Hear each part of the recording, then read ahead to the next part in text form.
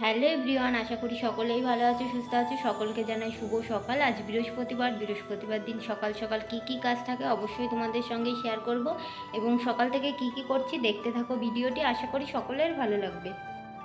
সকালবেলা দেখো ঘুম থেকে উঠে ফ্রেশ হয়ে চলে আসলাম এবং দেখো বাইরে সকাল থেকেই বৃষ্টি হচ্ছে, অঝোরে এই 2-3 দিন ধরেই বৃষ্টি হচ্ছে। তারপরে আমি একটু বই পড়ে নিলাম, যেহেতু আমার সামনেই পরীক্ষা সেই কারণে পড়াশোনা করে নিয়ে স্নান করতে বেরিয়ে গেলাম।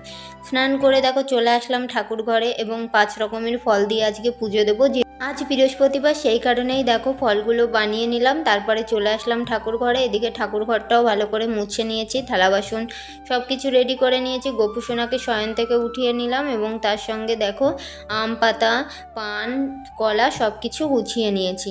এবার দেখো গোপুসোনাকে শয়ন থেকে উঠিয়ে কিছুক্ষণ বসিয়ে রেখেছিলাম, তারপরে স্নানটা করিয়ে নেব। আজকে স্নানের জলে দিয়েছিলাম চন্দন, তার সঙ্গে মধু এবং গঙ্গাজল, তুলসী পাতা এবং তার সঙ্গে ফুল। এগুলো দিয়ে গোপুসোনাকে স্নান করিয়ে দেখো সুন্দর একটা জামা পরিয়ে দিলাম, যেহেতু আজকে বৃহস্পতিবার। তারপরে গৌর নেতাইকেও স্নান করিয়ে দিলাম, দিয়ে সুন্দর করে সাজিয়ে নিলাম। তোমরা সকাল সকাল কে লক্ষ্মী মায়ের পুজো করছো অবশ্যই কমেন্ট করে জানিও এবং সত্যি দিনগুলো খুব সুন্দর কাটছে।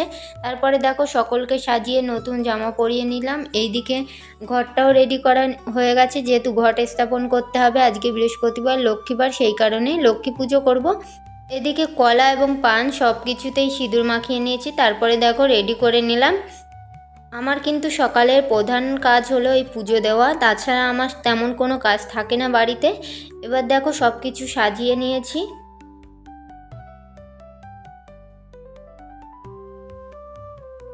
সাজিয়ে নেওয়া কমপ্লিট হয়ে গেলে এদিকে প্রদীপ জ্বালিয়ে লক্ষ্মীর পাঁচালি পড়ে নিলাম এবং তার পাশাপাশি পুজোটাও কমপ্লিট করে নিলাম।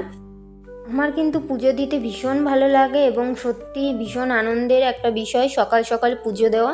তারপরে দেখো পুজোটা কমপ্লিট করে নিলাম। এরপরে ঠাকুরঘর মুছে আবার বেরিয়ে আসলাম। এসে মা সকাল সকাল বৃষ্টির দিনে খিচুড়ি করেছিল, সেটাই খাওয়া দাওয়া করে নিলাম। আজকের ভিডিওটি এই পর্যন্ত, টাটা।